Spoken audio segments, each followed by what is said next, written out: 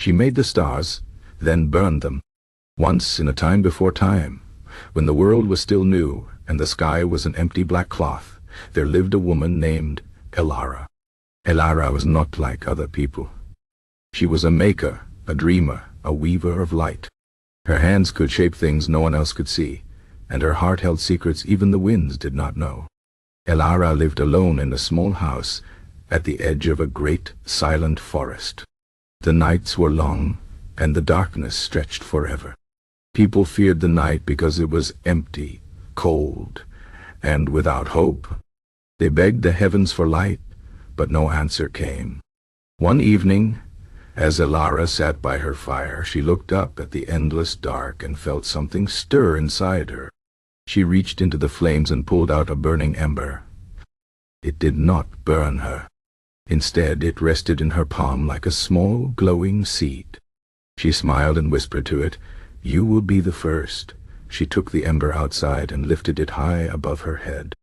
Then, with all her strength, she threw it into the sky. The ember flew up, up, until it hung in the darkness like a tiny, flickering jewel. The people below gasped. For the first time, the night was not entirely black. Night after night, Elara made more stars. She gathered moonlight, mixed it with laughter, shaped them into bright points of light.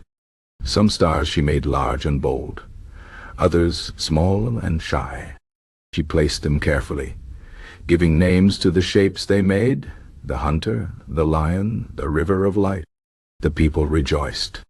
They no longer feared the dark, for the stars were their guides, their stories, their comfort. But as time passed, Elara grew tired. The work was endless. The sky was vast, and no matter how many stars she made, the darkness always demanded more. She began to hear whispers in the wind, voices telling her she would never be done. The stars, once her joy, became a weight. One cold night, Elara stood beneath the sky she had filled and felt something break inside her. She raised her hands and called to the stars.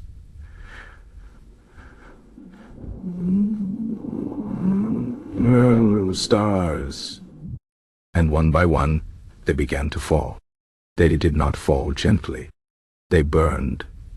Streaks of fire cut through the night as the stars rushed back to the earth. The people screamed, running for shelter as the sky rained fire. Elara watched, tears in her eyes as the heavens emptied.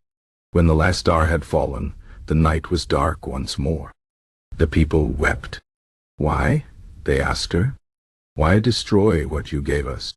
Elara looked at her hands, still warm from the last star's light.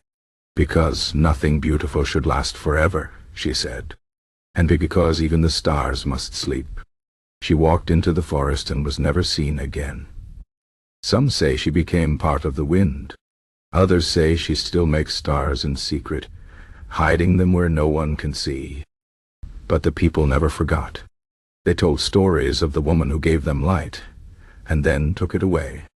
And on the quietest nights, if you listen very carefully, you can almost hear the echo of the stars burning as they fell. The end.